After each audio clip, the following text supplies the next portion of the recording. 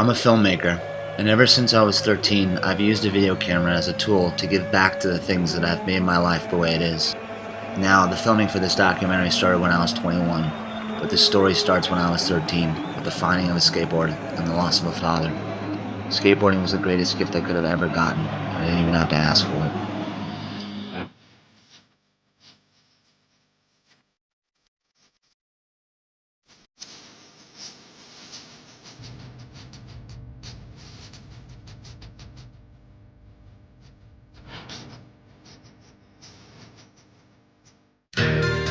My parents divorced when I was 4, but it wasn't until I was 13 that I stopped talking to my dad.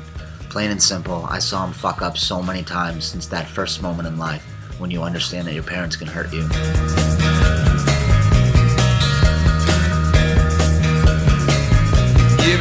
My mom, having been told she needed to stop working after 25 years as an occupational therapist due to a lifelong disease called anterior horn cell disease, was truly miserable.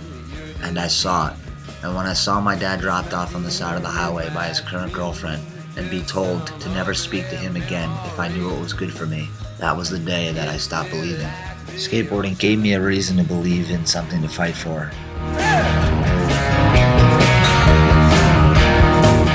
My mom would always say, "Ben, you're angry. You're angry at your father." And I would always just say the same thing.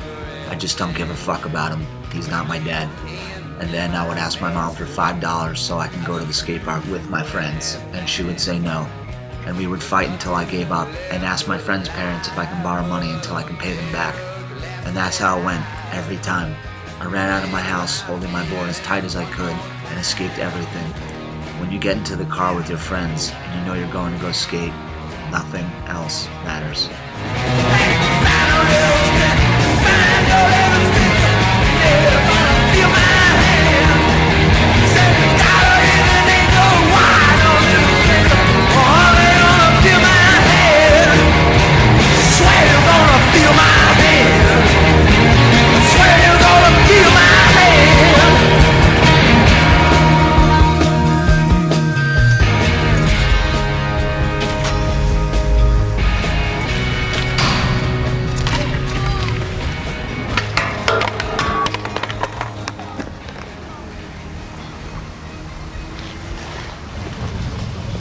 Oh, that felt fucking tasty. I'd like to do it again. You ready? Yeah. Me, Sass, and Mike G grew up idolizing professional skateboarders. We would watch 3 hours of skate videos a day, making these people out to be gods.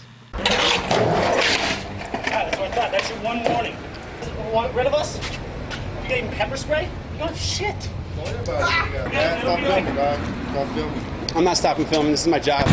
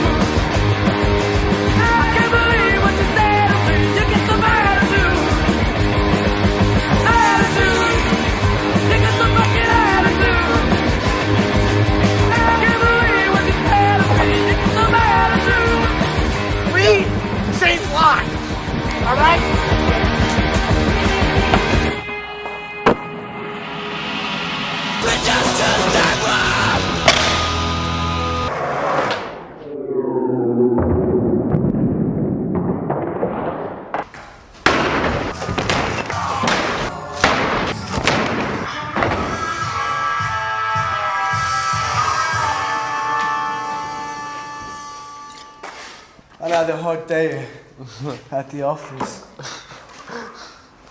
When you're young, you're furious at the world for not understanding. I absolutely love skateboarding and idolized the people who were going out on a skateboard, and what they were doing, in my eyes, was saying fuck you to the world for a living. And every time they would be told no, it was a slap in the face for living out a dream. A skateboarder is the one who has passion and doesn't need all that much money to be happy, and society hires people who hate their job and are doing it solely for the money to stop us from what we were doing, and this meant everything to me. One night, me and my mom were sitting down for dinner, and she mentioned to me that she had spoke to a world-renowned psychic. She said that the psychic said that I was going to make a film that would change the way the world thought about skateboarding, and that I was going to be famous. Already at the time, I had developed a huge ego, but that just skyrocketed it. And for the next year, I didn't care how I treated people. I didn't think I could hurt people, and I was the biggest asshole at my college. I felt completely invincible. Maybe for most, being told you're going to be famous wouldn't be a big deal. God bless. But my brain turned a different color when I heard it. It stopped me dead in my tracks and literally placed me on a completely different path of life.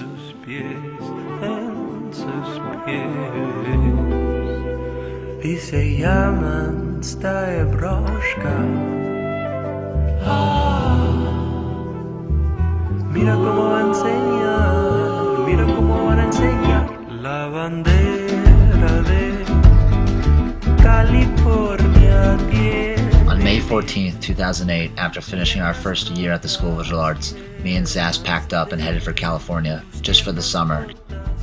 My mom had told me that she had had a psychic channel where she saw me calling her in 2 weeks telling her that I would drop out of school and stay in California to continue pursuing my film career. I just felt like it had to be true.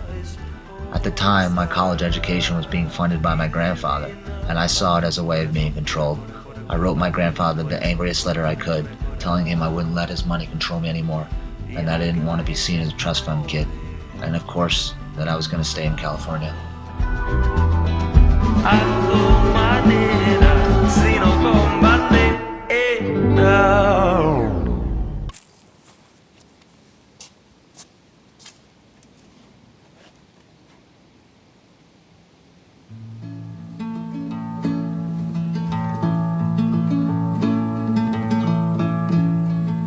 It wasn't until I was 23 that I did ask my dad, face to face, what happened to us.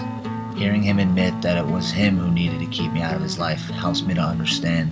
But at 13, when my dad abandoned me, I put up a wall. When I moved to California, that wall collapsed on me. I became so in love with the movie Into the Wild, and I saw beauty in running and being alone. This is the way I share my breakfast. This is the way I serve myself. Eventually, I wrote back to my grandfather, and I told him I was sorry for getting so angry, and that I wanted my friend back. But as far as his money went, he could keep it. I loved the idea of doing this on my own. Somehow, I had the tenacity to drop everything and go. Somehow, I would get these skateboarders to let me in. The psychics had told me that I would be something special, and I suppose because I didn't have a father to tell me that, I needed to believe it. Gone from New York and alone in California was where I thought I could find the success that I was promised, but I had no idea how psychologically tormented I would be because of this. They gently hold me. Well, who knows, who knows? Yeah, I may come home. Yeah, I may return. This is the way I'm always leaving. This is the soft voice of the evening. This is the way I hear my father. These are the flames that drown the water.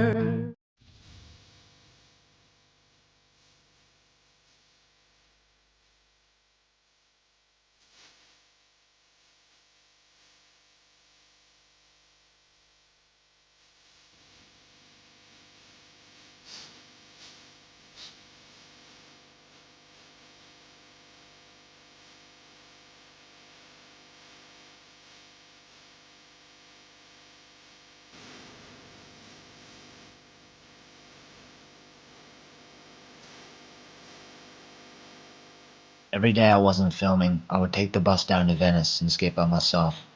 When you're a lonely person, you attract other lonely people. And that's what I met Kurt Stevenson, who gave me what is often called your big break.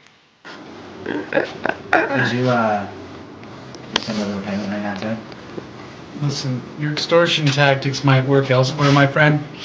But they're gonna have to work here, They're too. not gonna work Otherwise, here. I'd have to call you 7 times just to get one payment, dude. Hold on. The first thing Kurt said to me, probably before hello, was if I ever heard of his dad's magazine from the late 80s called Power Edge. I told him no, and then he asked me if I've ever heard of Rick Cossack from Jackass, and I said yes.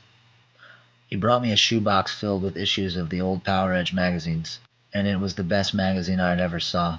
For so many of the legendary skaters in the world, dudes like Tony Hawk, Danny Way, Lance Mountain, Mike Vallely, they got their very first skate photos in a Power Edge magazine. We drove around for a little. He explained to me about how he was recovering from his past. Have you ever done a Batman turn? He said. What? I said. Have you ever done a Batman turn? Just answer the question. No. And he did it.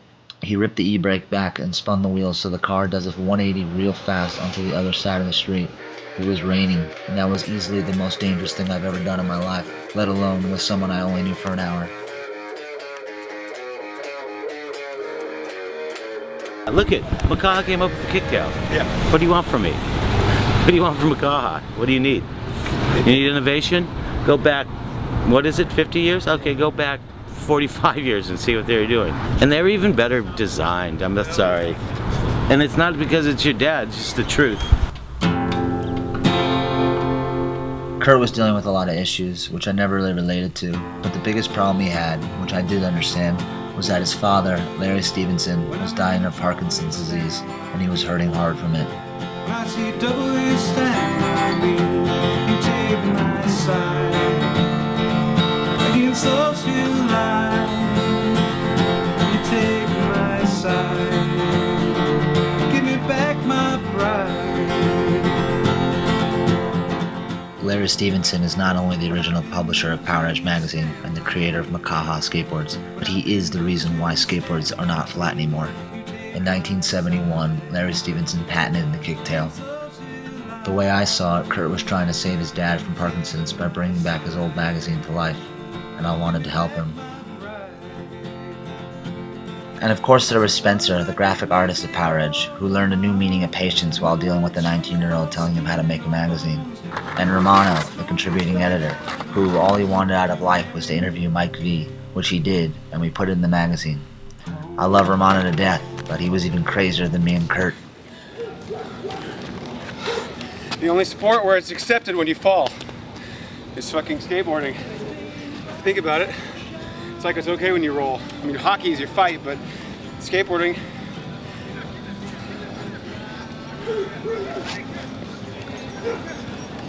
Fuck yeah, Romano. The craziest thing about the whole thing is that I didn't even get a cent for making the magazine until the 3rd issue, when I demanded $300 a month if they wanted me to continue. About 3 months working into the mag, I contacted Jake Brown through the Power Edge's MySpace, and he was so down for Power Edge. We met up at the Roosevelt Hotel on the Hollywood Strip, and in one night, it seemed like every door started to open for me. Welcome back to The Daily Habit, presented by Verizon Wireless. Guest host Will Tan here with filmer, editor Ben Duffy, and pro skateboarder Sammy Baptista. Welcome to the show. Yeah. Welcome back, Thanks Sammy. for having us. How you guys been? Good, Yeah, good. man. Cool, cool. So we're here to talk a little bit about your new film, We Are Skateboarders. No thanks. Just skateboarding is a crime. Back then it was like, there was only 5 kids in my high school that skated. It was not a cool thing. Like, that's why it was cool, because you were doing something different. Oh, perfect. No worries. I use it on my butt crack. Circumstantial evidence placed within my mind. Trial without a jury, guilty is a fine. The dicks on the shirt, there. Just because you got dicks on your shirt doesn't mean you're a queer. Just because you're doing a picture with a guy who's gay doesn't mean you're queer. And if, you know what, I'd rather hang out with a queer than a fucking jock any day. Sorry. it keeps you from murdering people, and it keeps you from breaking in the house. It doesn't keep you from it, it just makes you do stuff less. Trust me, it's not a cure-all, but it fucking helps.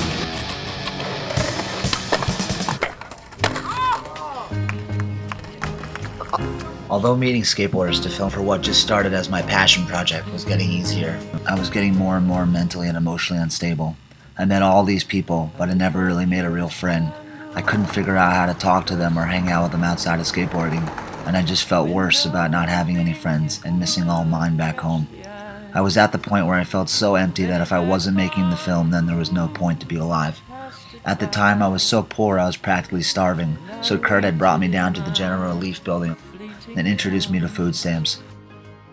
I hated going there, and to really make it hell, I had to do community service for them.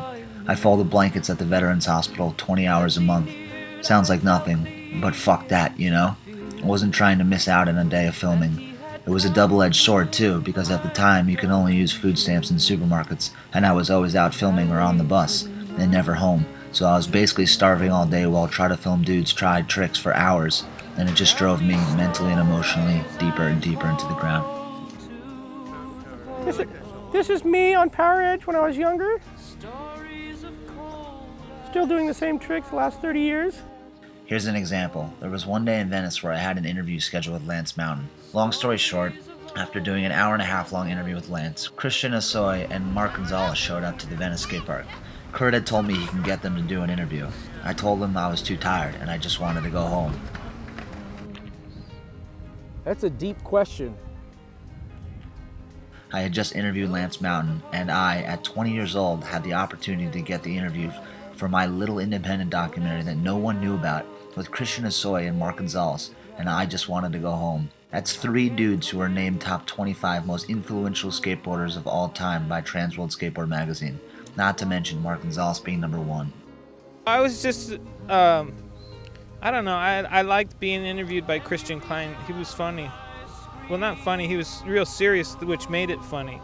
To see someone so serious and ask questions and be so serious, it made me laugh. So that's my pretty much my memory of Power Edge. Yes, very, very impressive, man. So you shot a lot of that yourself. I know a lot of videos are a little bit of a compilation, but you yourself, a lot of that's all you.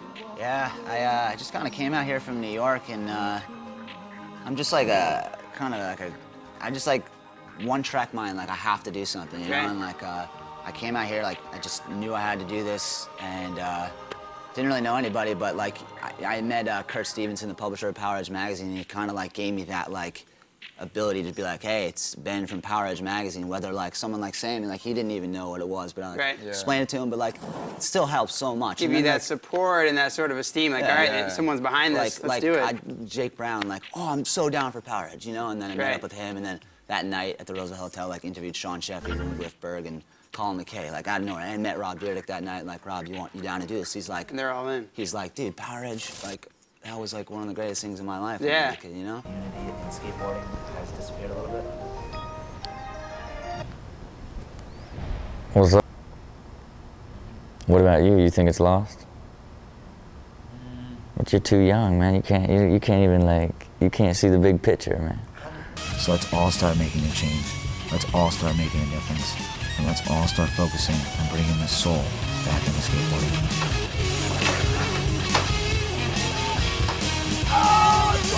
Oh my God!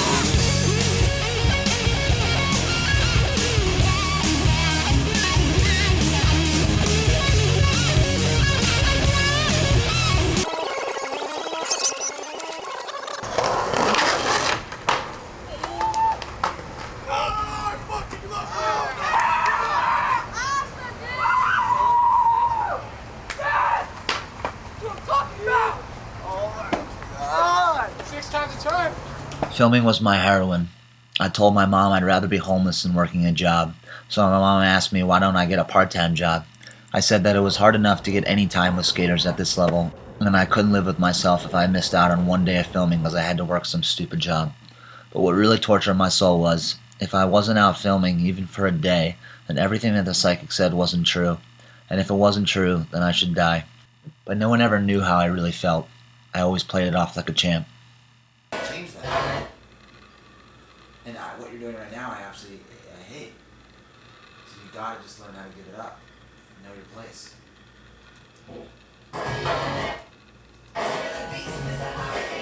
Pissed off all you want, but it's gonna be the way I want it. Alright, so it's suck. Okay. Well, to you. Dude, why can't you fix it and get that fade out? Because I had it fixed. It wasn't fixed, dude. I mean, It was I had like it. shit. I had it done. Dude, what if we show other people that are skateboarders? No. It bothers me that much. It's the worst cut in the ones I've filmed. Okay, well, leave it in there. No, dude, that's No, what I'm leave trying it to in do. there. What can I do to prove to you that Leave it in there and we'll show it to people. But for right now, you really need to switch back and put away your retirement or whatever it is. Because I'm over it. I'm not going to deal with it. Yeah, well, you're the prince of the fucking world, right?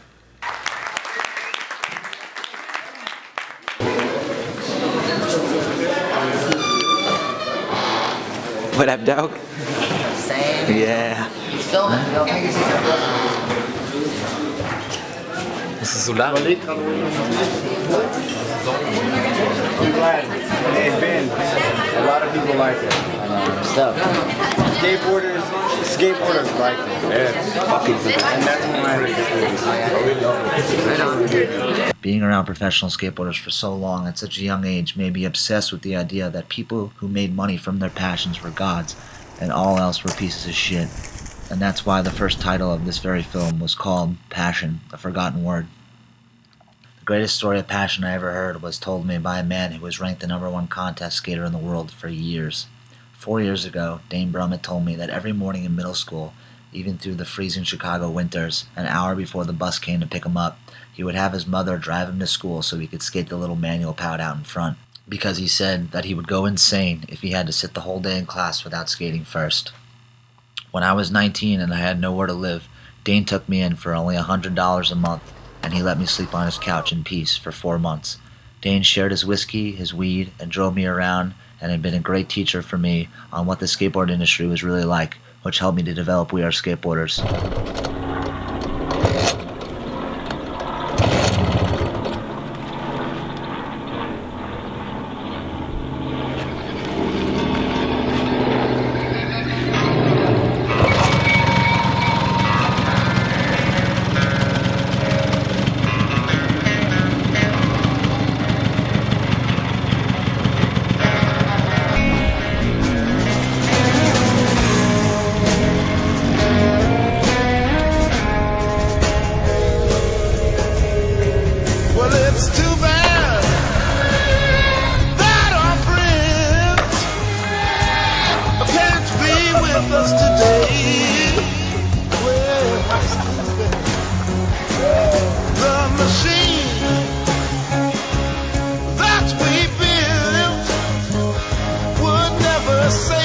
That's what they say.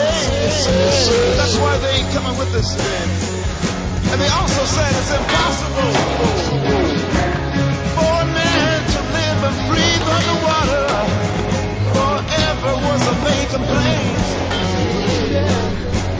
And they also threw this in my face. They said, anyway, you know good and well it would be beyond the will of God and the grace of the King. Grace of the King.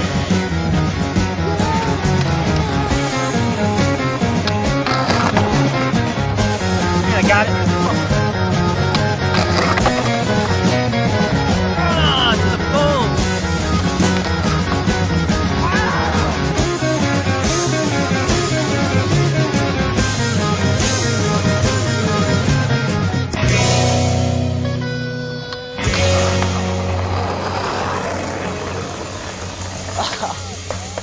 Oh my God. Oh, sweet. What is passion? I think passion is an unnatural or a illogical love or commitment to something. Passion is based on heart and soul.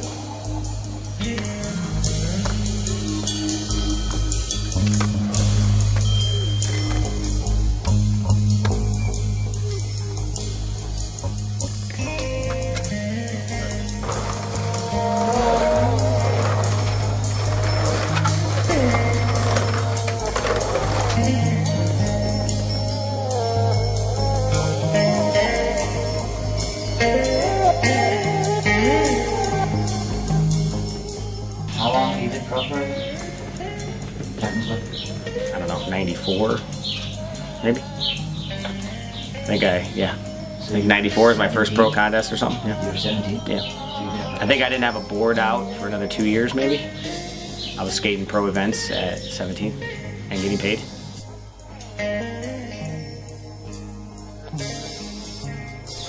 Yeah, I mean, to me, I'm extremely grateful that I was able to find like my passion, you know, and have that outlet. I think most people would probably not get hooked on some crazy, drugs or on become a, like I probably didn't become a wasteoid just because I found I had a passion, So like that's probably, like it definitely led my life, I think, in the right direction. I mean, a lot of people would look at my life and say, what the hell direction did this guy go down, and would think it's not where they want to be, Like if I don't skateboard for a day or 2 days or a week, it's like, I feel like my body's like, there's a dimension missing or something, It's depressed or something. Yeah, my body, like, even if I slammed on my hip and beat myself up, I should be worse for the wear. But if I go skateboard afterwards, I walk with a better, like a nicer bounce in my step. Because like my body is like, it's like I got my fix or something like that. And then after doing it and actually getting semi-good at it, then it's like, wow, actually the feeling's amazing too.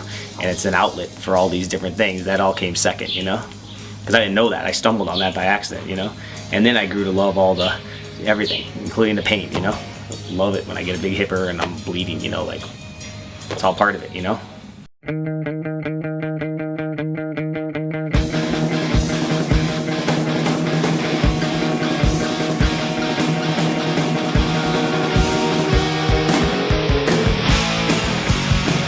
see your sister in a Sunday dress. She's on the green, she pounds her best. She's on the tape, no need to try. She's ready to make. It's so easy when everybody's trying to please me, baby. It's so easy when everybody's trying to please me. Cars are crashing every night. I drink and drive, everything's in sight. I make the fire, but I miss the firefight. I hit the bullseye every night. It's so easy when everybody's trying to please me, baby. Yeah, it's so easy when everybody's trying to please me. I see you standing. You think you're so cool. Why don't you just fuck off?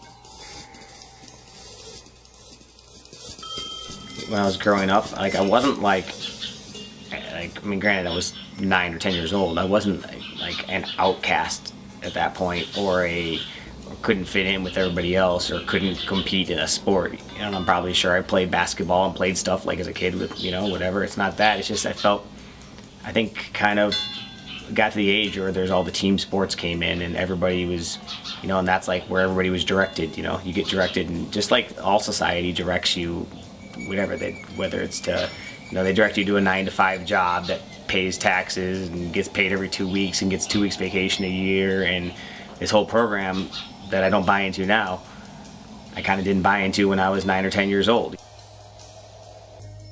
I mean, maybe it's just a cocky thing. Maybe I was like in my head going, fuck, I'm too good for this shit. Everybody else is doing what they're told. I ain't doing what I'm told. I need my own shit, like that might be, maybe it's a cocky thing. I don't know. But I had in my head, you know, like from the beginning that like, this is what everybody's doing.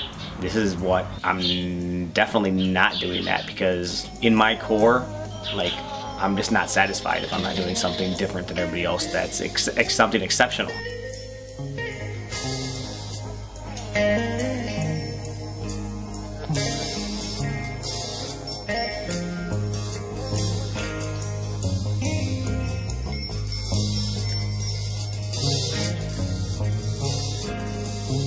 Skateboarders are basically rule breakers, and I got accustomed to that lifestyle for the last 25 years. So now, you know, like, I need that as part of my lifestyle, you know? Like, I just did that for so long, and I enjoy it.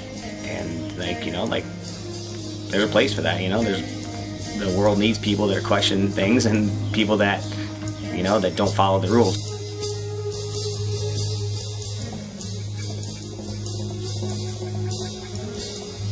Yeah, about 9 months ago, my whole life went in a completely different direction, and it's all ended up being awesome. A great ride. It was all started from a complete crash and burn. You know, like I was driving, and I wasn't in California, where it's a very friendly state for such things, and I got pulled over, and I had weed in the car, and my wife was with me, and I got arrested, and it was like just over having some weed with me. I went to jail for a week or so, and had to come up with like $125,000 bail and all this stuff. You know, like, I didn't know if I could get the money. If we didn't come up with the money, my wife's getting deported back to Brazil. We've been married for 10 years, you know, and I'm going to jail. I lived in LA for years now with like, you know, had a nice place. Most of my friends and family are like, you gotta suck it up and get a 9-to-5 job and just start paying this off slowly. You're gonna be basically the next 10 years of your life working hard to get out of the hole on this one. And I was like, well, that's not an option, you know? Like, let's figure something out, you know? And I just started like, what the hell can I do? Well, I need to be able to skateboard. I need to be able to not work a job, but I have no, you know, like, but I'm fucked, you know, I'm at the bottom. So instead of panicking, I just started looking up crazy alternatives, you know. Take my dad's retirement money and borrow money from everyone I knew and sell off all my shit that I have. And sure enough, I came up on a place that was completely off grid. I wanted somewhere that, before being separated with my wife and going to jail, like, I'm no problem, go vigilante, you know. So I was able to find myself a place where I didn't think that anyone could find me. A, and B, cut all my costs. You know, I don't even have an address, don't have water, don't have power, don't have anything. So like, I managed to buy this place on an owner finance because banks won't touch it. And I'm having like the time of my life. I'm already building like a skate park, I already got a mini ramp. Like, I got basically everything that I ever wanted, all out of having to cut my expenses in an emergency situation. It probably seems extreme to most people, but I don't know, it's something that I get gratification by, you know? Now we're fucked.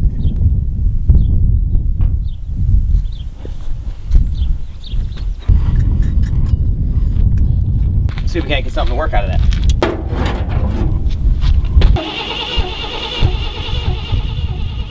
Come on.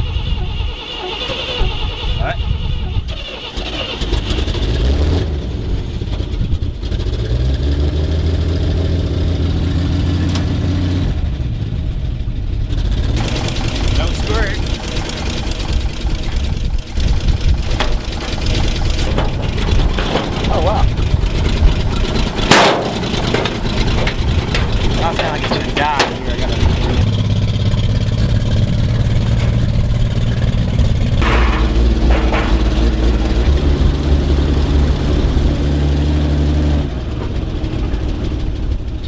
Everyone should be judged on an individual basis as far as people go, but I mean, yeah, I have zero respect for the system. You know, like, people who follow it, and the people that follow it. I mean, if anything, I feel sorry for them, you know. And I don't know, rules are made to be broken, if you ask me.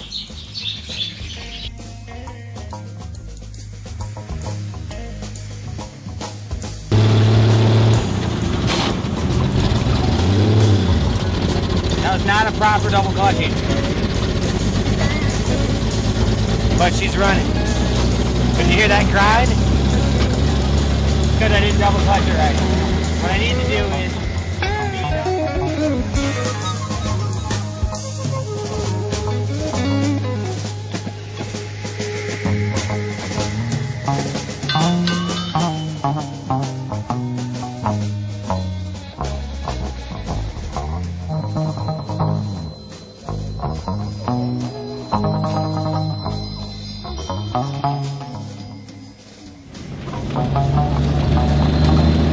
go. I feel like I'm in World War II. Probably should have gone to second gear, but that would compromise my beer.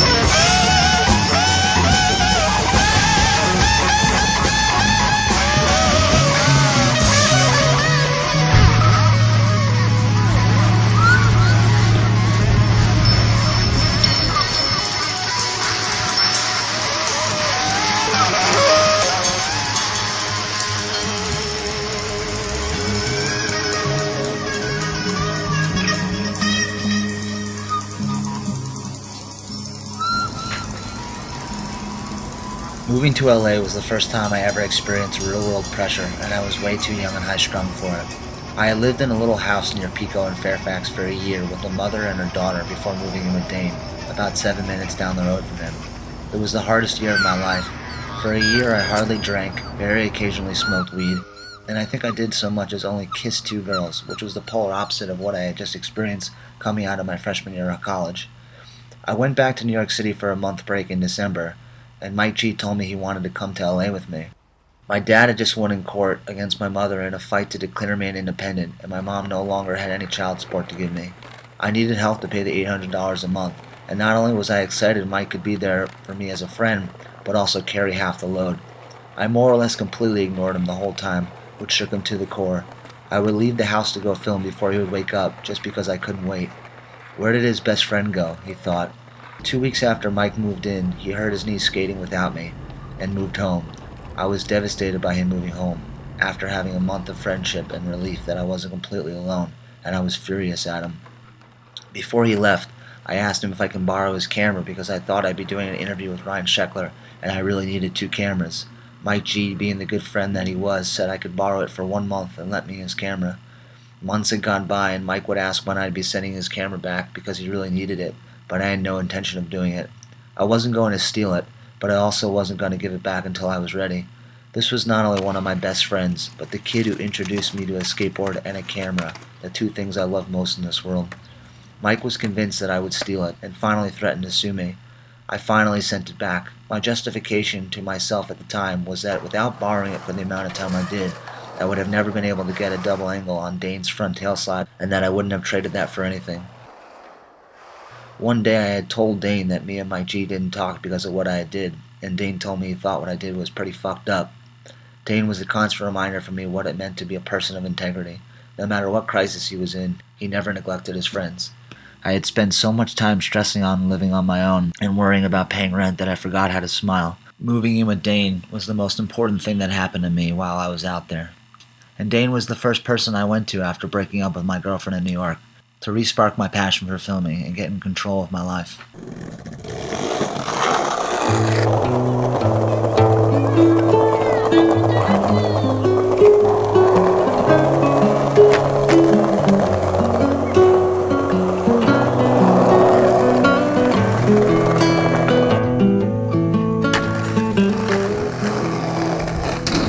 This time around, because I wasn't living with my girlfriend anymore, coming home from Dayne's in the Mojave, I had nowhere else to live. So I asked Sass if he can give me a second chance. Being the good man that he is, he gave it to me. While I was gone in California, Sass had gained a new plethora of friends who became the picture fucking perfect crew. A bunch of weird dudes from neighboring towns bonded by skateboarding.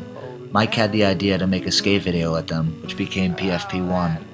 I got back just in time for the tail end of the filming. Endless game, tra-la-la-la. Now because my lips have split. I meshed well together with them, and it helped me bring out the part of me that I lost for so long. That crazy, outspoken, happy guy that loved to make people laugh. My mind was still a mess, but I was starting to see some light. As we see here, Ben Duffy laying on the ground because he is very exhausted. And here comes to join him, Mr. Matthew Puckett, because he is also very exhausted. Could smell my little day away. I could smell my whole day away. Na na da da. Now because my teeth don't bite, I can take them out dancing. I could take my little teeth out and I could show them a real good time. Tra la la la. Well, a real good time, a good time, a real good time, good time, a good time, a real good time, good time, a good time, a real good time, good time, a good time, a real good time, good time, a good time, a real good time, good time, a good time, a real good time, good time, a good time, a real good time, good time, a good time, a real good time, good time, a good time. Get the glass out of my foot now.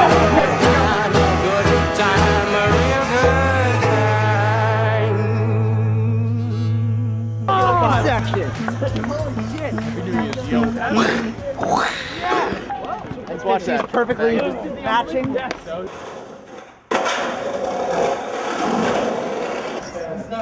got like auto rocket here. That's what do you think you are? I'm not healthy. Fight. Yo, chill, dude. What's the problem, man? Chill. Whoa, what the funny? Stop. You're not gonna win. Dude, that's just not worth it. You're fucking crazy. Dude, get a grip on yourself. Dude, we could have just fucking killed you, the six of us, and you're asking us, who were we? I didn't start. No, you did start something, because you fucking walked over and went to fight him. Yeah, because so, he's talking shit to me. So what are you thinking, dude? That's not how you handle a Yeah, situation. that's not how you handle a situation. Every Sunday, I hear this. You're probably going to keep hearing it if you fucking keep starting fights with people. Yeah. You didn't start a fight. Yes, you walked just over to him. you blatantly just started He a was fight. punching me. He was punching. You went over to him and fucking put your hands on like this. I saw the whole thing. You're delusional, dude. Get your head out. I'm wearing glasses. You're wearing glasses. Yeah, what's the real? What do you do? Dude, it doesn't matter what I do. I don't fucking go up to random strangers and put my fucking arms on them like that and say that you didn't start a fight. Glasses. Why are you even still talking to us? You tried to fight one of my friends. Yeah, just go away. He tried to fight me. Delusional piece of shit. I wouldn't start a fight with somebody smaller than me like that. So he's the one who started. Shouldn't you be at like Occupy Hartford or something, you guys? Like, what? I don't know. Is it wrong with your head? You're like Occupy Hartford. Who the fuck are you, dude? You're just judgmental, dude. You're just judging us, like saying that we're not doing anything. You don't even seem sure of yourself. You're the one Yeah. that's fucking starting fights, dude. It's bothering me. It's like bothering other people. I'm trying to figure out this whole fucking thing. You are like blowing our minds. Like, film student. Yeah, I actually go to school. I actually fucking do stuff besides this. But even if I didn't, I'd still be fucking way more sane than you are. You just tried to start a fight with 6 fucking skateboarders, and you're gonna get fucking killed one day, dude. Let's go get some food and come back. Got on footage you attacking him. Fucking press charges, do whatever the fuck we want. Now we know where you go to school, and now we know where you're dorm. Cool, man. Later.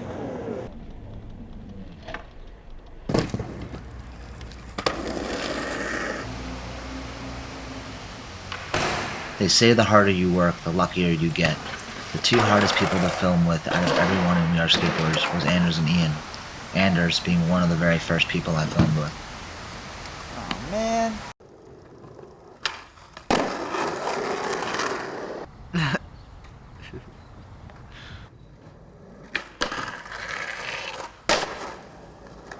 Ian was a good friend of Anders at the time, but I hated Ian with a passion. He was always on his own time, and he never answered his phone. I didn't even really want to ever film with him, but he was always with Anders, and I loved Anders, and he was so good that every time he would go out to film, he would at least get 1 clip. They would skate the entire day, for 2 to 3 days straight, hardly eating anything, and I forced myself to keep up with them. It was driving me crazy not knowing if anything would come out of it, because they were such low-profile skaters at the time. It got to the point where I had enough footage of them that I could make them a shared part in the film, so I committed to finishing it. Well, they both ended up getting sponsored by a German skateboard company called Trap, and Nate was the guy running the American division of it. Long story short, a year later, me and Sass and Ian and Nate flew first class to Germany for the international premiere of We Are Skateboarders. We're here in Germany for the premiere of We Are Skateboarders.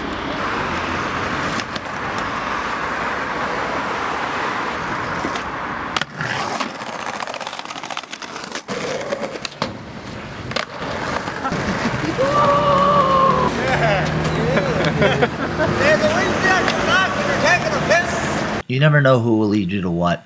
No matter who they are, always give people a chance.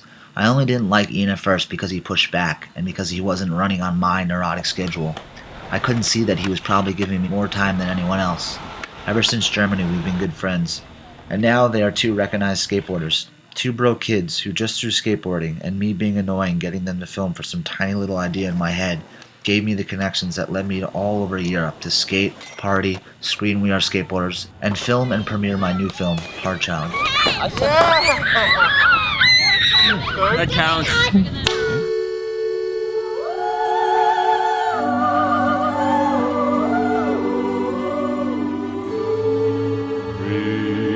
Return to me.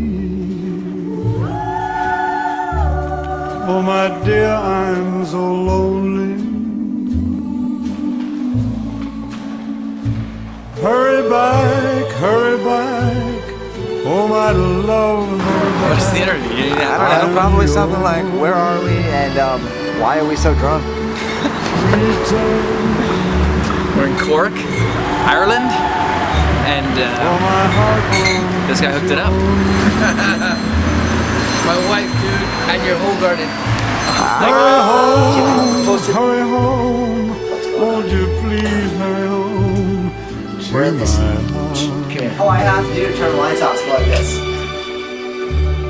My darling,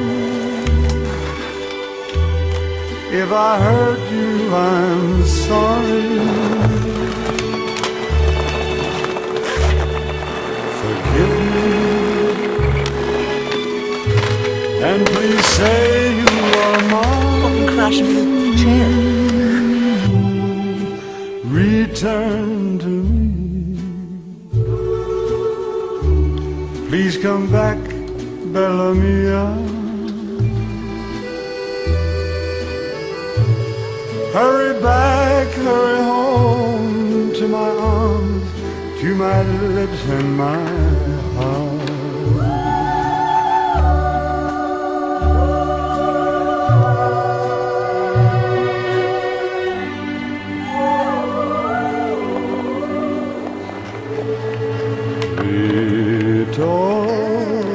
Ritornami, cara mia, ti amo. Solo tu, solo tu, solo tu, solo tu, mio cuore.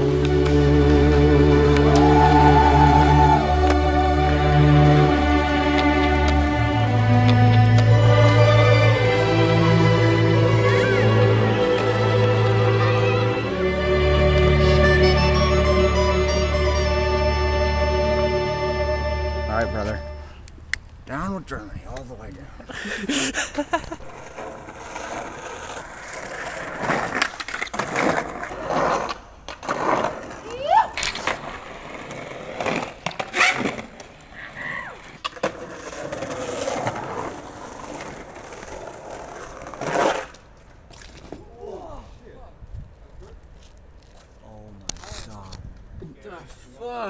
Oh. Dude, that. Just to make things worse, dude. This is what happens when you travel with two Americans.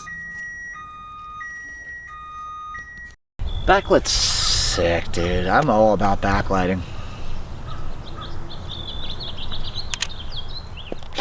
We Are Skateboarders never directly got me a job or any kind of recognition as a serious filmmaker, but it helped me to believe that I could actually affect people with my vision, my camera, and that I could actually create something out of nothing. 3, 1, 2, 3.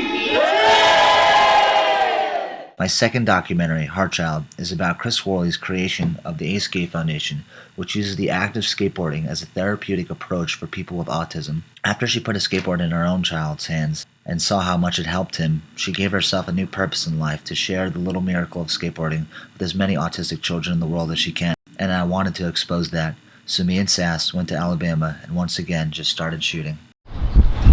We've definitely grown up a little bit. I don't think we've grown up at all.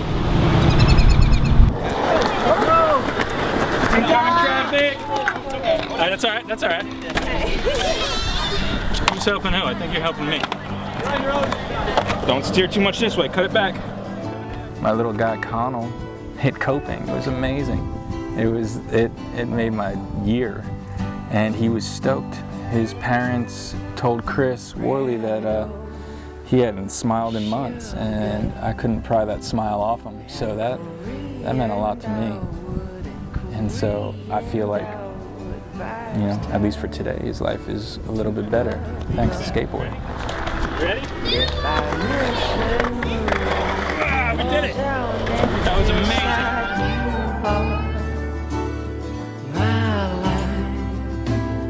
And you baffle me some like I never last made for income. Cornflower, you're my baby's blue eyes. And when your gown dissolves in a prayer. This part is gonna be killer.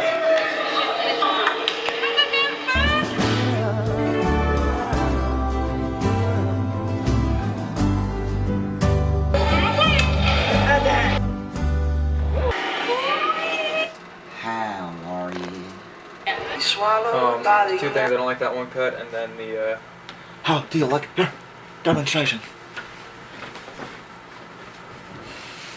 Do you want one of those? I've had my fair share, but yes.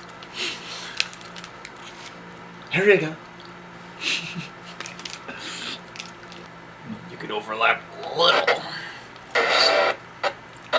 Fuck, dude, I wish I had more of those iced teas. 4 lemons is seriously perfect. She's getting this shot. No, she's not. Then cut this one. No, just leave it, dude. It's Just, no, it's not.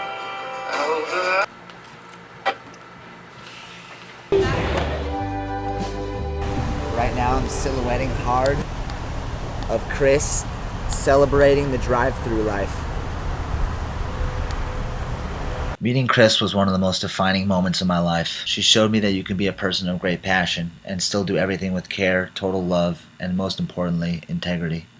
Even with her heart condition that caused severe damage to her lungs, she never gave up on her mission. It helps them get through their tough times, whatever they're going through. Their anxiety, their anger, everything in life is falling apart. They grab their board and they go skate. Sasha can go outside on his own in the backyard on the half pipe, skate for 2 hours straight because he's just so pissed at something, he just wants to get away. That's his outlet. That's his resource of letting it out. I'm not saying all skateboarders are autistic, but just the same as a child with autism, they are the outcast. For so many skateboarders, skateboarding is the only thing they have left to hold on to. If they lose skateboarding, they lose themselves. For a skateboarder, finding a fellow skateboarder is the only chance at having a friendship, and when they make that friend, it's an indescribable bond. Me and Mike were so fortunate to not only have skateboarding, but filmmaking too. But unlike Mike, I was fatherless, and my identity wasn't clear. Making Heartchild helped me to understand that for so long, I was desperately using a camera to look at skateboarding from an outsider's perspective, trying to find myself. When I found the answer, I finally began to understand what it really means to be a skateboarder, and why I became a filmmaker.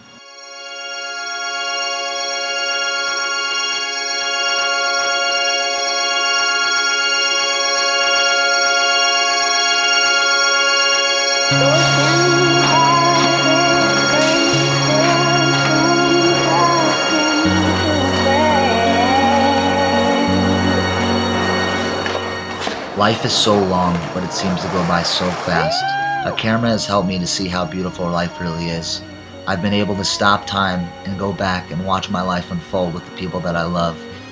One day I was on a trip to Vermont with my grandparents, and I was sitting up front in the car, staring forward, stressing so hard about an issue in my life. And for some reason I wanted to look behind me, and I saw my grandmother sitting in the back seat looking out the window, smiling, just so happy to be with her husband of 60 years and her grandkids, driving to her old favorite farm. I thought to myself, if somehow there was a photo taken of me, my grandfather, my grandmother, and my little cousin right now, I know I would look back on it and see my grandmother smiling, and that photo would make me happy, even though at the time I wasn't. I felt regret to know this to be true, and I immediately realized that this is a special moment in my life, and everything is okay. A camera has helped me to see not only what is in front of me, but what surrounds me. And it shows me that I am part of this world so much more than I can ever imagine. And suddenly, my place in the world becomes more meaningful.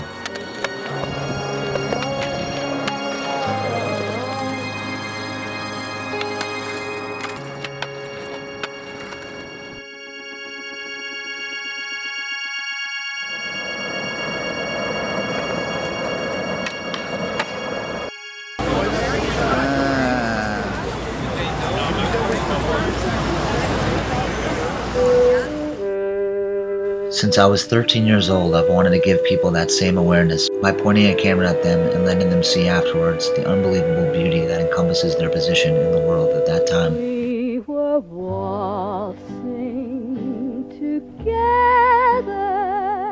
to a dreamy melody when they called out, change partners, and you waltzed away from me. Now my arms feel so empty as I gaze around the floor, and I keep on. Our planet can't be replaced once it's destroyed. We want it back. We want Wall Street to stop. We want our jobs. You can't debate it, you can't negotiate it, you can't hide it, you can't divide it. That's the We give truth. ourselves to the devil. That's the truth. And too soon we had to part in that wonderful moment. Something happened to my heart.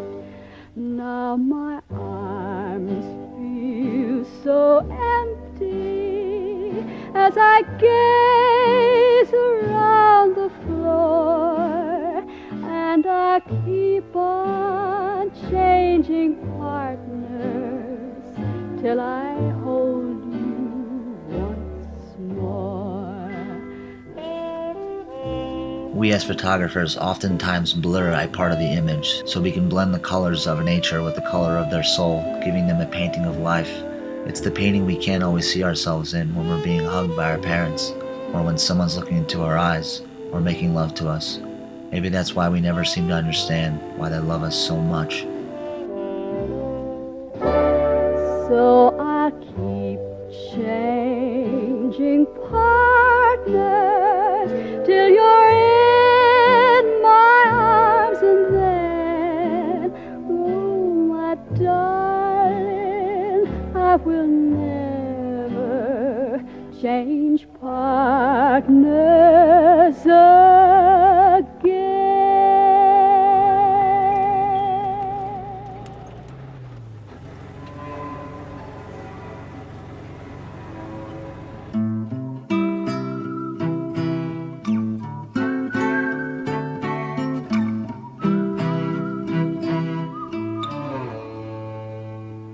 I love that man when he's on stage. I hear bad things in a good way, and how I thank you all the time. So don't refuse this thank you of mine. And I arrived at your feet in peace, and I spent my time as I please. And I can't stop the light from shining in. My goddamn breath keeps breathing. And at your end, you're leaving. Yeah, we in the Mojave Desert right now, and I want to give a big shout out to my nigga Ben Duffy. Man, keep your motherfucking head up. Now don't let these shrooms discourage you. You feel me, dog? Someday ask something new to you at last. Now you talk, I'll pour, and our nearness grows. And when I'm bored, I'll let you know. This black ink cross. What did I skate the other day, right? We lifted, what would you call that? Some sort of Velcro door or something? Like, we lifted this thing out of the ground where the subway workers go in, and they go, that's how they enter a part of the subway. We lifted that, and I skated on it. I did a feeble fakie on it.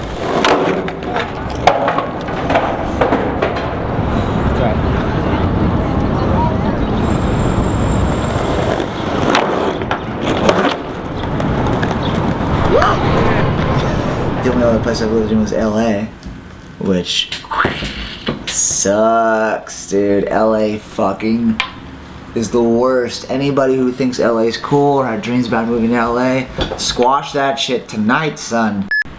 Well, even though I just hated on LA hard, I'm gonna go ahead and say that downtown LA and New York City are the two most profound experiences of street skating I've ever had.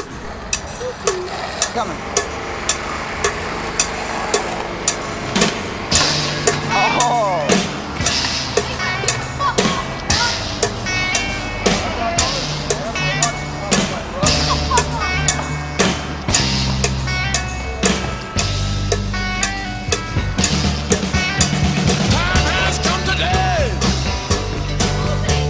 Young hearts can go their way. Can't put it off.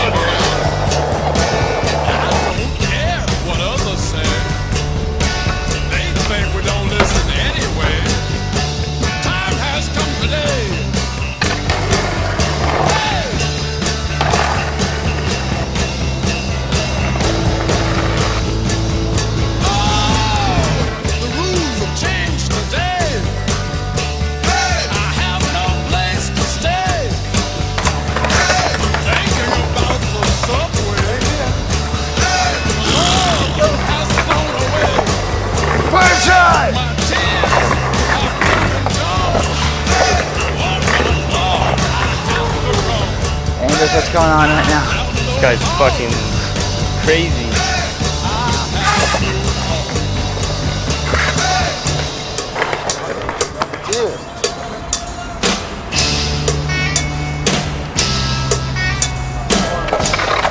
Turn on my face right now.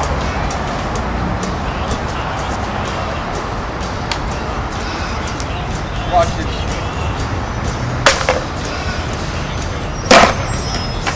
Heil Hitler. Heil Hitler, pussy. Fuck you all. Fuck time.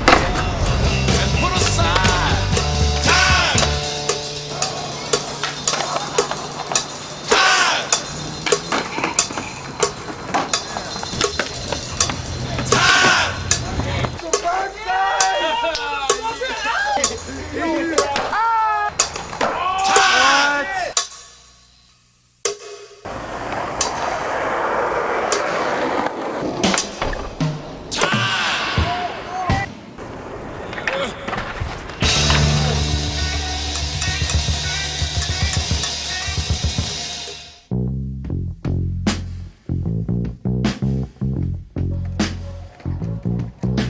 It wasn't the queen diamond I drew first. Yeah, take a picture of that, Kurt. Kurt. The reason why Sesai is a part of this film is very simple, and in some ways strange. Sesai was one of the very first people I filmed with in LA. To be specific, I think the third. I never made him a big deal in We Are Skateboarders, but it always stuck with me that he was the only person I came across in LA that went to hug me before I went to hug them. I used to tell all my friends back home that it drives me crazy that people in LA don't really hug. Of course, I didn't exactly have a close circle of friends, but there is some truth to that. He reflected soul and massive heart, and I couldn't help to think that he would be perfect for this film. Man, I've been tested so much in life. I don't have much expectations out of anything. For every action, there's a reaction, and I like to test it and see where I could go with it.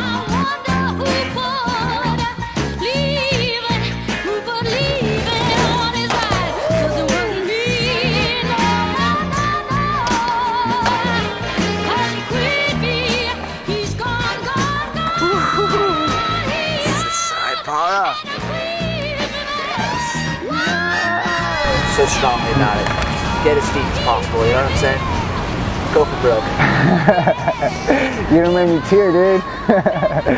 Nah, man, skateboarding is super personal to me, man. It's always been there for me. I mean, I come from a single parent, and my pops left when I was like 6. So, trying to understand this one parent figure and me having a life not knowing what to do, and then coming across skateboarding, not knowing what skateboarding was going to do for me, it really was an escape. It was my drug and my anti-drug. That's all I ever wanted to do, because that's all I ever understood, and it understood me. So this skateboard, anytime I was riding it and I'd picture a trick and I'm capable of it, just really having that premeditation thought of me doing a certain trick and my feet moving at the accurate physics of me wanting to flip the trick and landing it and seeing the outcome of it, it made me feel, it's orgasmic, it's beautiful, you just have to do it to really understand it. It's beautiful.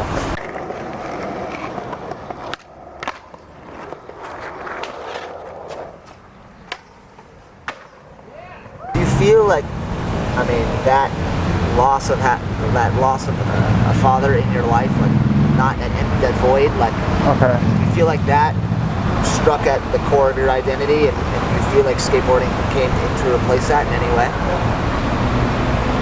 Well, for me, at least for me, it really did, because at that time when I was starting to skateboard was the time that I came across my father again after 6 years of not seeing him. The first thing I asked him was, hey, where's the skate parks? And can you buy me a skateboard? If you want to get back into my life, buy me a skateboard.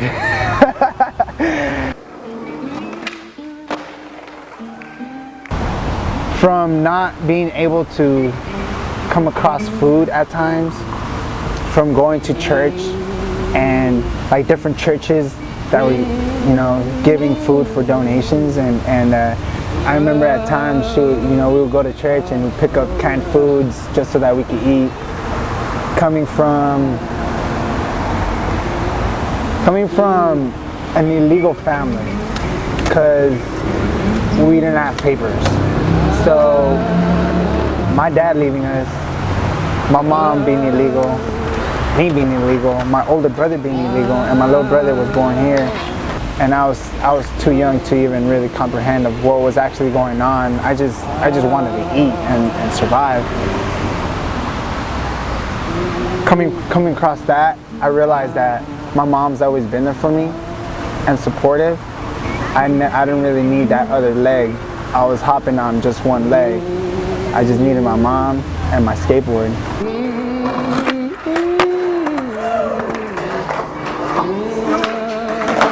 After I realized that all I have is my family, it's my mom and me and my skateboard, it's just, dude, I just wanted to push skateboarding to the next level. And that was my real escape.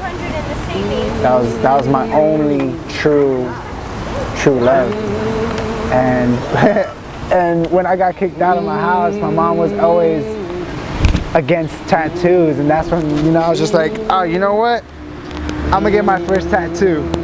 I was like, I got it from an Element logo, and I was like, man, I can relate to that logo.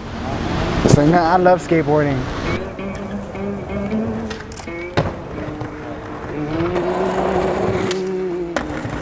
So I don't even know the story. We're done. Like one time, I got this blue Arto Saari flip deck, right? It wasn't even, I would skate, when we were that young, you would skateboard for like 3 or 4 months before you had no money, whatever. You didn't give a fuck. And I remember, I don't even remember, I can't for life, I can't remember why I was so fucking radiantly angry. But dude, I took my board out of the shed, I put it up against the shed.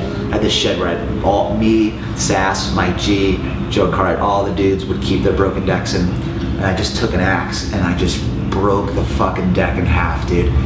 And it was it was 2 weeks old. I didn't even get rid of the graphic yet. The graphic wasn't gone, and I just fucking broke it. And that was like the only time where I would say that whole like, yeah, get your anger out of your system was just, it was just too much. Like I wish I could have done something cooler than that, like throwing it against the ground a few times, but don't break it with an axe. Reminds me of my sister broke in the house with an axe. I got this blue Arto Saari flip deck. This is Arto setting up his interview. I don't know how to do this because I dropped out of film school.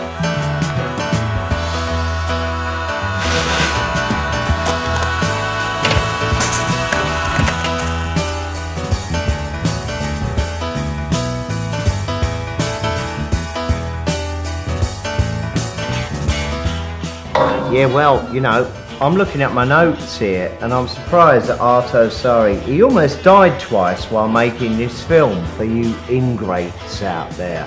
And I suppose it includes me too. I've written the point is, do you believe that? I don't know. Passion translates to Finnish sisu, sä et ikinä luovuta.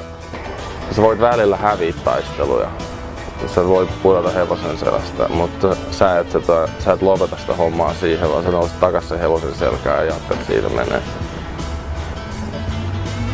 So when you fall off the horse, you get back up.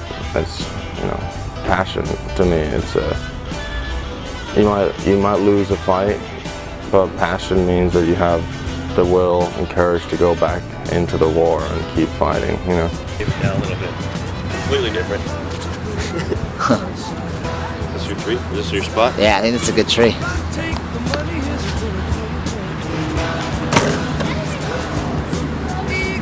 Different questions? Way different questions. Way different questions. You be the red king, I'll be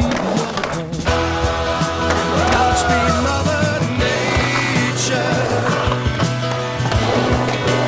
Never really wanted to say goodbye. Skateboarding is playing on a toy. I think that what can make you passionate about it is that you're only supposed to do something like that from the age of 4 to 10, and then you're supposed to stop playing, and you're like, I'm going to play on this toy forever. I don't care what people think or say.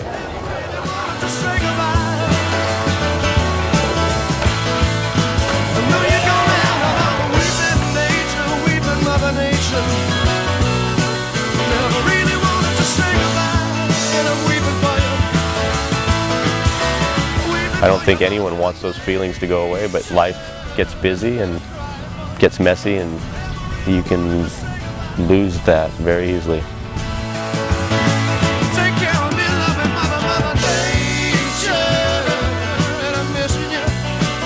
Arto, Saari, and Lance Mountain, some of the most legendary skateboarders of all time.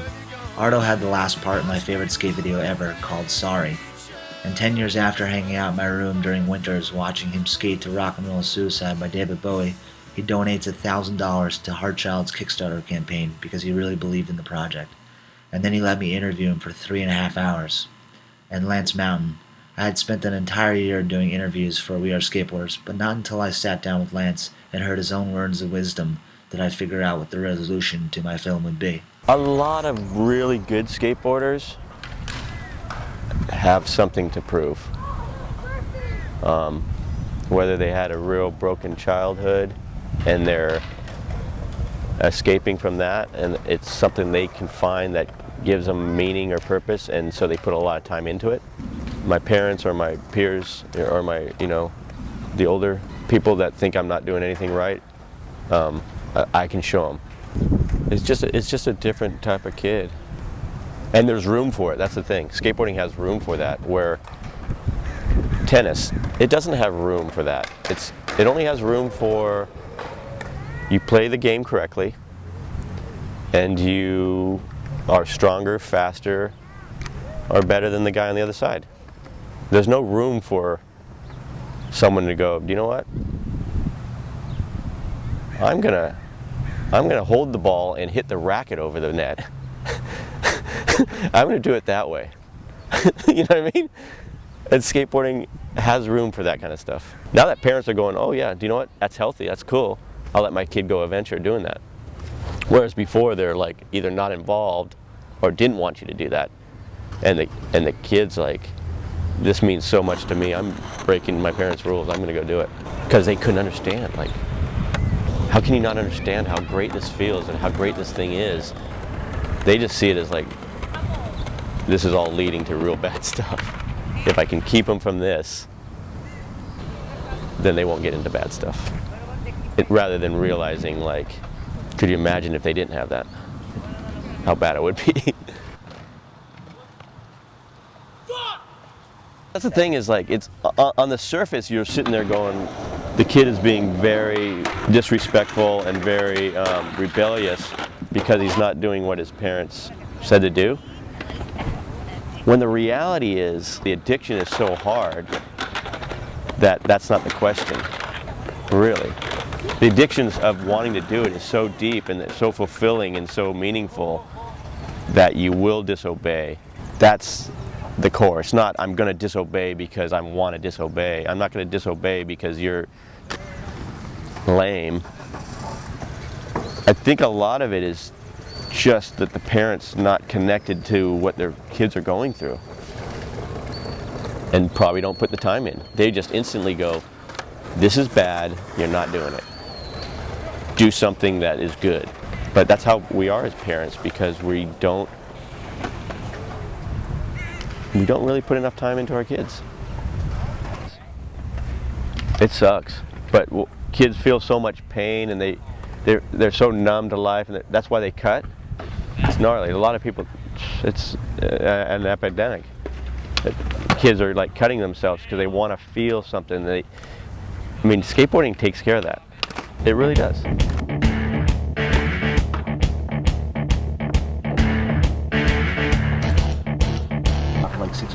here, right? How do you live in that time off? You know, how do you manage? You go fucking nuts. When skateboarding gets taken away, when the first knee surgery, I snapped my PCL. I had a surgery, rehabbed it, 8 months. So I was off the board 8-9 months.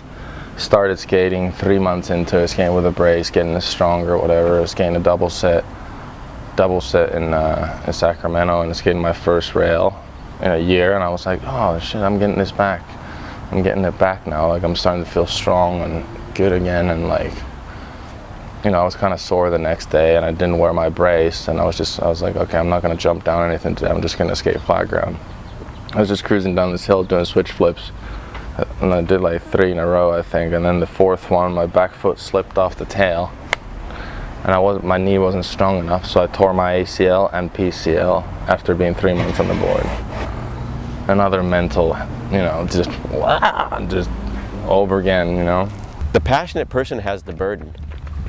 I have no problem with the person that doesn't want, or doesn't have that desire, or doesn't want to take that hard path.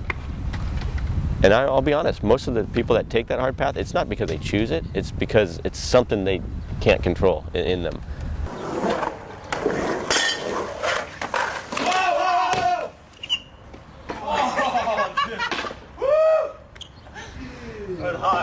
Are you grateful that you're one of those people? I'm grateful in the sense that it's provided for me, but I'm not grateful as, you know what, I stay up all night, my mind spins about doing this or spins about doing that. I wouldn't mind being one of those persons that, I mean, I would mind, but I don't have anything, like, I wonder what it would be like to just be like, you know what, it's cool to get up and do the same thing every day, all day. Yeah, but Lance. But they're probably not like that. They're probably miserable. I don't know. Like, I don't know. That's why, like, it's what, 85% of people or 65% of people are on depression medication in America. Like, it's like. Well, because they're told. Here's the thing. They're told that they're not. Here's the thing. There's the slothful, lazy people that want to cheat, easy way out, like get everything they can without doing anything. Those people, that's bothersome to me. Like, that's a shame. But the person that just coasts by, does his job, does the right thing, provides for his family, it's awesome. And they realistically usually live through the other person. That's, I mean, it's kind of crazy, but that's why that's like MMA and all that stuff's popular, you know? Like, it's hard to be the dude that gets his face kicked in, but it's very easy to watch it, and that's why people watch it. It's hard to put yourself on the line like that.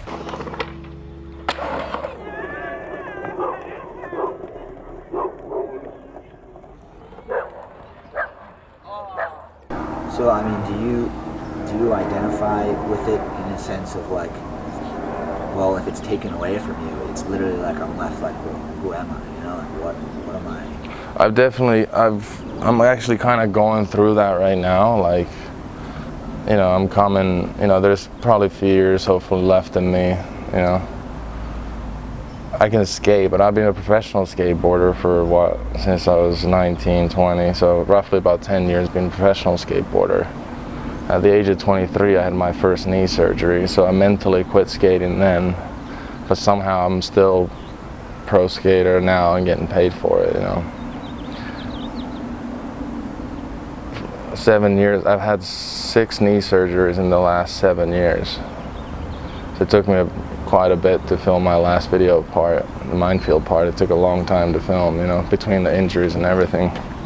So yeah, I've definitely battled with that passion, because I was very passionate about being a professional skateboarder and still am, but I can only deliver so much now, you know. My body's pretty beat up, so it's like, for a while I was afraid of letting go of it, but now I'm like, now I finally just allowed myself to go, well, you've done this stuff, you've done that, like, your body is what it is, like, you know, I can't skate rails or stairs really that much anymore, you know. I'm preparing for that doomsday. That doomsday hasn't come yet. It will soon. That they're gonna take when, you know, it's like, okay, you're done. Like, you know, your shit doesn't sell. Your name's off the board. You know, you gotta make ends meet.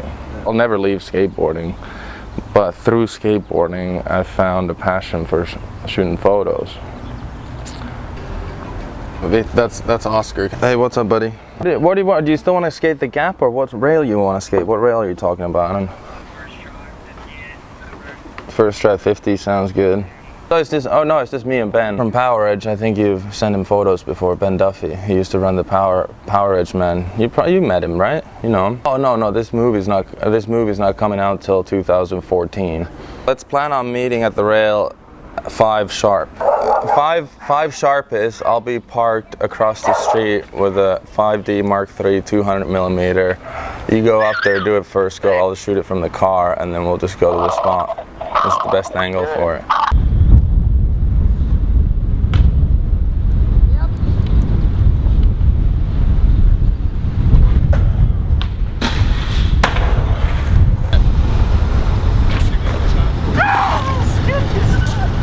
Yeah, that one. Pretty good.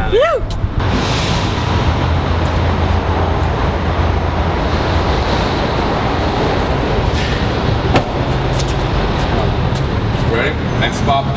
Yeah, I've been skating, well, whatever, like since '93. I never put it down, and it's kind of fucked a lot of shit up because I always put skateboarding first.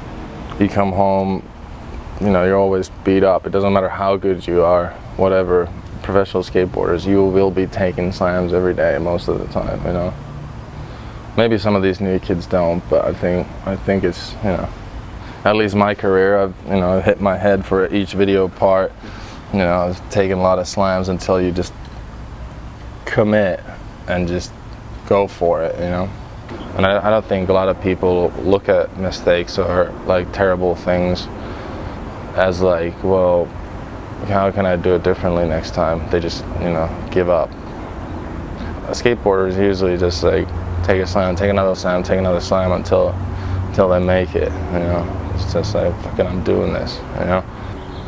And once you've been a skateboarder once and they grow up and they start doing other things in life, how that passion transfers into whatever they're doing at that time in their life, you know. And it's like, once they've done skating, or well, not done, but once they like get a job or this and that, they're usually the best dudes to work with, you know. Like they're like, okay, like he gets it. Like if the dude's passionate, he'll put everything into whatever he's doing at work. He's like, you know, you learn that from falling so much that you just don't, you know, never give up, never give in. It's just, you fail, you know. Failure is just only one step on the way to success, you know. Just never give in. He's one ballsy motherfucker, let me tell you. He's one fucking ballsy motherfucker. Talk about passion earlier. See some passion right here.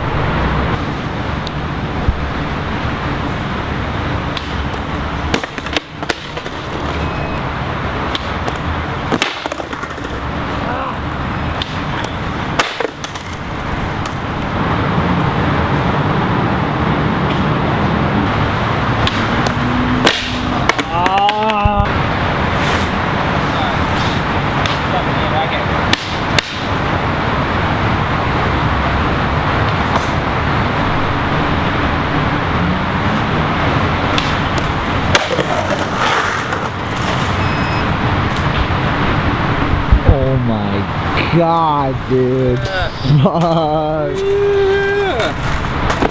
Wow! Fuck yeah.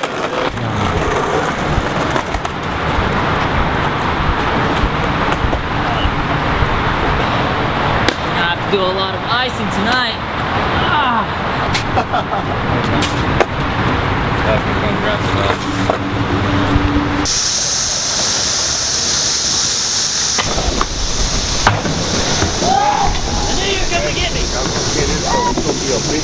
Wait. You did get your shot though. What's the problem here? You can't skate on the board, man. You can't skate on the plaza top here. This is state property. All right, we're out of here, man. Okay. But you did get the shot, though. Give me a high five, though. You know that was sweet. You did. I give it to you, man. Can I get a high five? I give it to you. I give it to you. Yeah, but he didn't get his high five. I ain't gonna give you a high five, but look, check this out.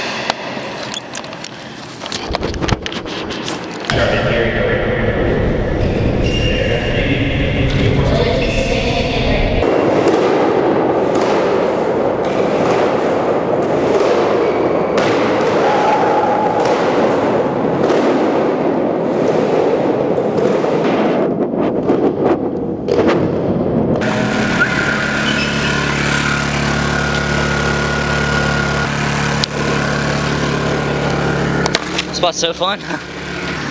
What was the sole purpose of calling the cops? You're just chapped? Because I don't want you. What? Because I don't want you here. Why don't you want us here? Because of stuff like that right there. But these chains were put up here not to keep you in, but to keep you out. Right. You realize that? Right. He didn't waste his time go buy that expensive chain so that you could move in. Do you strongly dislike skateboarders? Man, get away from me. Yeah. It's always been like this. But I'm gonna stop it. Like, why the fuck do these cops and security guards, like, react to us the way they do? You know? All the reactions you've dealt with, you know? Like, really, why? Let me start this whole thing with a nice big fuck the police. I think a lot of it is that, like, I'm sure there's good cops. I'm sure there's ones that have a good motive. I think that those aren't positions that the most intelligent people get. They're jobs that have an illusion of power. Sometimes they have a real power because they're allowed to hold a gun. They're allowed to manipulate all kinds of shit and basically fuck with people and show their authority. It gives them authority. That's what they have, is they get some authority. And it's like, I think a large majority of that is people that couldn't obtain that had a desire for power and can't achieve that through building something great or by, you know, being great at something. Instead, they're the ones that the job of like a police officer or a security guard appeal to, you know? Like, why would you want to get a job that pays not that great?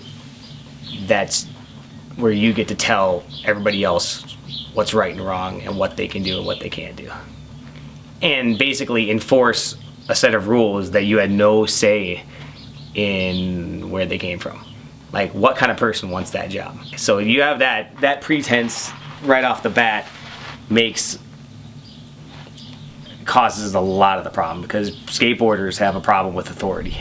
Instead of being Mr. Nice Guy, I'll come to skate this skateboards and I'll write you a $200 ticket. Or whatever, you skate a rail, there's a paint mark on it. You just take a razor blade and it looks like it's never been skated. But it really is the end of the world to so many people, you know what I'm saying? Oh yeah, well they're just gonna have to do some growing up as people and as that's person. The attitude I'm saying is.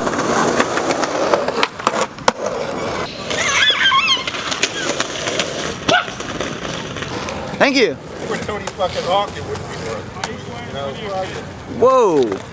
It's not wrong to do this here. It's just wrong, okay? It's really bad for the monument. Look at the shit you built on the thing. Yeah, we just did that. We showed 5 minutes ago. We did that. No, it's shut the people fuck doing up, it. man. That's What why the fuck law are was you doing? passed to not do this. No, fuck you, bro. I can see what you did right now. I can see what you guys did right now. It's burning the bottom of your trucks off on the monument. It's not right. All right, I'm sorry, man. Because of that addiction, we fear so much that they're going to say no, and we just, the last thing we want to hear is them say no, that we just do it anyways.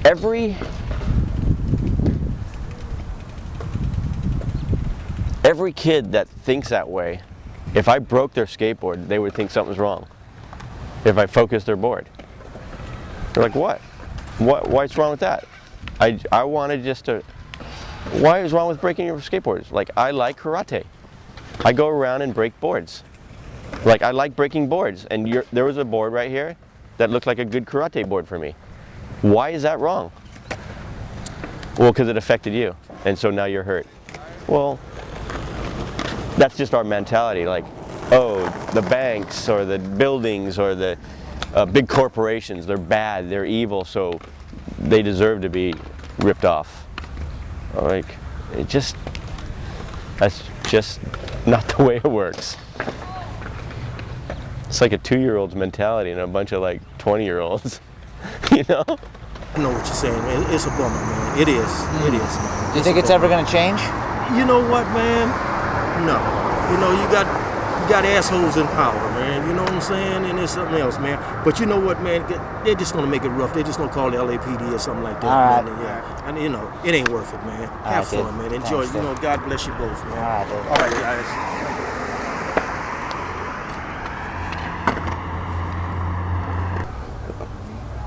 People are always going to skate everywhere, regardless of what happens. So it's always going to be a little bit of a cat and mouse, I believe. But it's not that we're trying to do it maliciously, or skateboarders try to destroy property maliciously.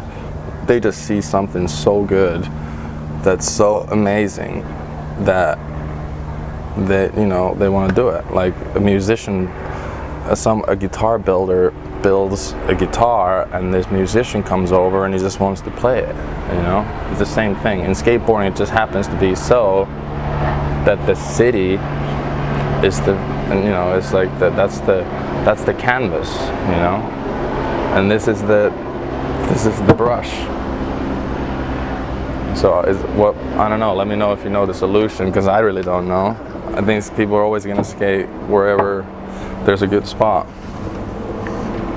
I gotta get going. Let's do it, yeah. Sorry, my hands are a little fucked up. Thank you. I'm gonna pack my shit up. Go meet Oscar. I don't know if you want to go with me or. Yeah, I'll go with you. I never went on to try to legalize skateboarding.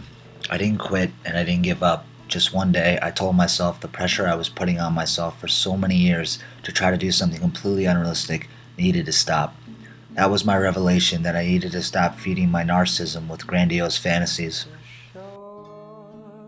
Illusion is more powerful than I would have ever thought. My whole life, after my dad left me, I've been under the impression that I was great. I built my entire persona on the notion that I was something special because everyone told me I was. I wasn't great at basketball, I just told myself I was. Once I realized I wasn't great, I quit. After that game where I was benched the whole entire game, I sat there and put a shirt over my jersey and held back tears as hard as I could. And that was my problem. I always held them back because I was conditioned just like you were. If I had cried 1/8 the amount of times I needed to since I was 13 years old till now, I wouldn't be so damaged. But I am, because I let those tears trickle down to my throat and they got stuck there. And from then on, the only way I can voice my sadness was by yelling. When I was 15 or 16, I remember as it came as a thought to me for the first time in probably 6 years, when I was hurting on Father's Day. I remember being the only one out of my friends not busy that day. I remember skating towards my friend's house. My plan was to skate video box office, but I was calling my best friend because maybe, just maybe, I can hang out with him and his dad that day. By the time I got on the phone with him to ask him if he wanted to skate, he said he was already out with his dad. I wanted to say, what am I supposed to do, man? What am I supposed to do? I skated video box office for about 5 minutes and then just sat down. I had never skated video box office by myself before that day.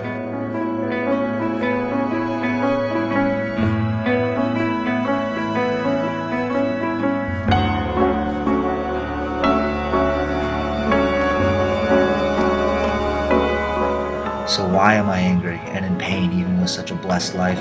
It's not because I'm broke. It's not the way of the world. It's because he wasn't there. I was 15 years old and I had to be by myself on Father's Day.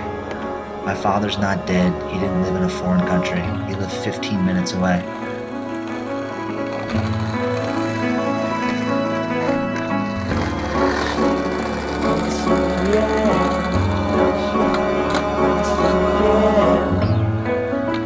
For the longest time I had no idea how angry I was, and then when I did realize, I thought anger was a necessary tool to be talented and passionate. And that was my illusion that has hurt people that I love dearly. And and damage myself to the point where I feel like I have a little hole in my heart from deterioration. Anger is the heroin of the soul. It is the greatest high and the single most promising act of long-term damage you will ever account for. I found a home with skateboarding, but I never found peace inside myself.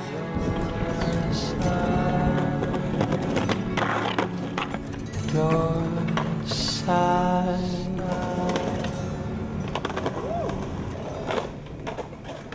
Your side.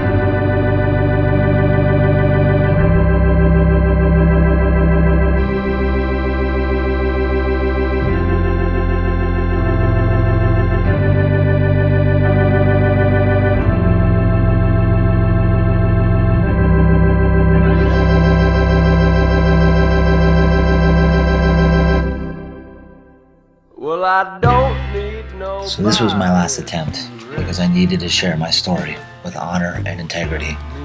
I wanted to be real for all the lost souls who needed something real. I want to show them that this world was here before us, and that we are only here now, and that is something to be grateful for. I never want to hurt anyone, because I have too much love to share.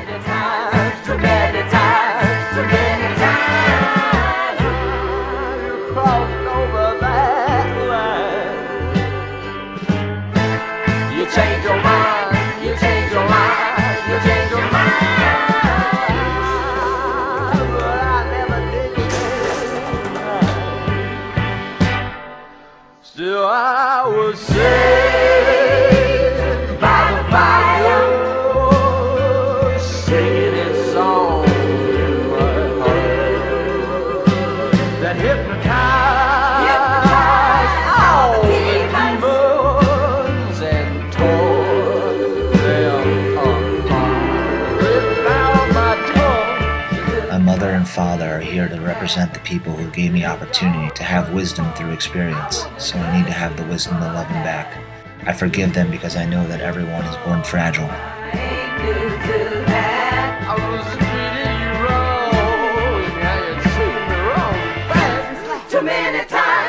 I only now know that I cannot change the world, but can only try to inspire others to want to make the change from within.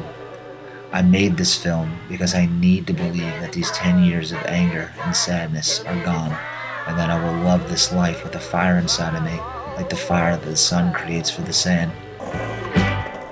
Still I was saved by the fire. I recognize the ones who love me never mean to hurt me, but only can teach me that the love I have can expand. But most importantly, I have to use this wisdom and this power of love to know to never be afraid to be anything but the true soul that I am. And that'll be the greatest gift of freedom that a free man can receive.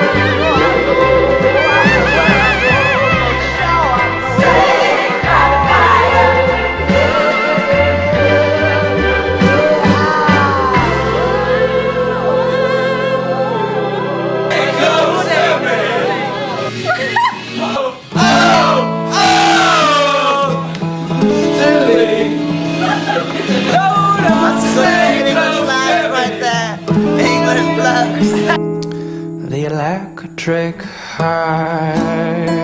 Do it again. Do it again. Yeah.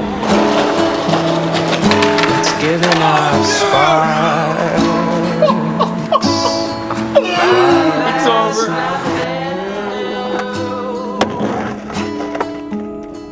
The electric heart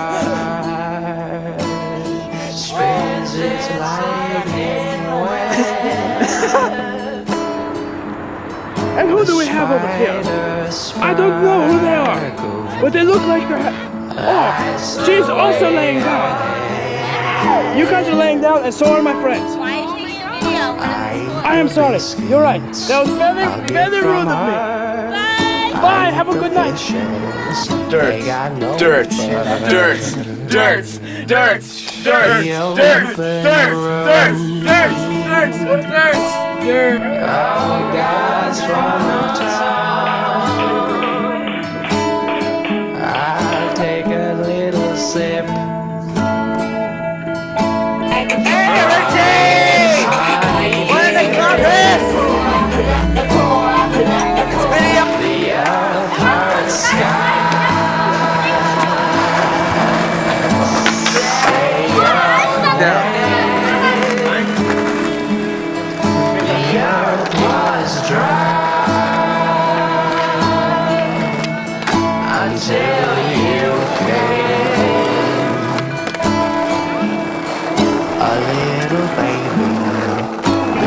To grow, a happy belly begins to glow. The electric sky,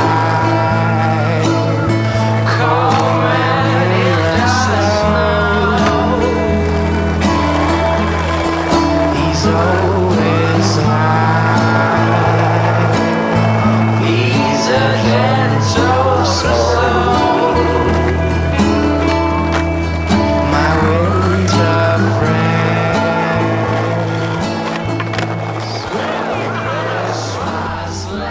All this.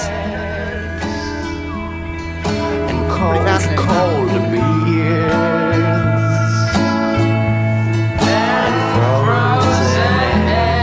The camera's about to die. Just want to go on record saying that. We keep them short. We keep them short. Cause though they're tiny, they're valuable. Now I've lost my nails.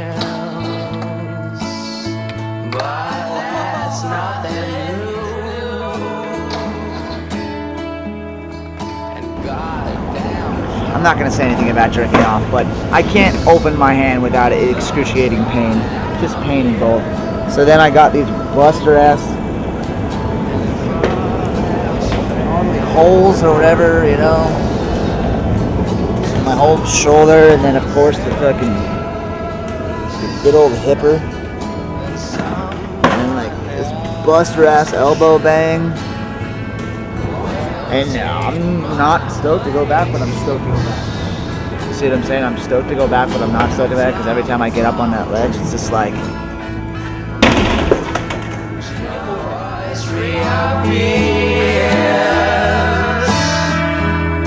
And it almost seems like you're almost here. Heel flip. And she was like, do you love me? And I was like, no, but that's a nice jumpsuit. Happy fucking birthday, Michael Sesai. I love you with all my heart, all my soul, and all my being forever. Brother. Let's watch it. So, what exactly are you talking about? Oh shit. Dude, watch this. Yeah! Sponsors has always had a nice body. How does it feel to be the woman of every guy's dreams? Level-headed, grounded, not slutty, good with hair, beautiful, short, fucking throws just so many bitchin' qualities that you put the bitch in bitchin'. I was talking about, can I have the stool in your boiler room? You want the stool in my boiler room? Yeah, I need the it. stool sample I left there? I'm taking it. It's yours today. Taking it.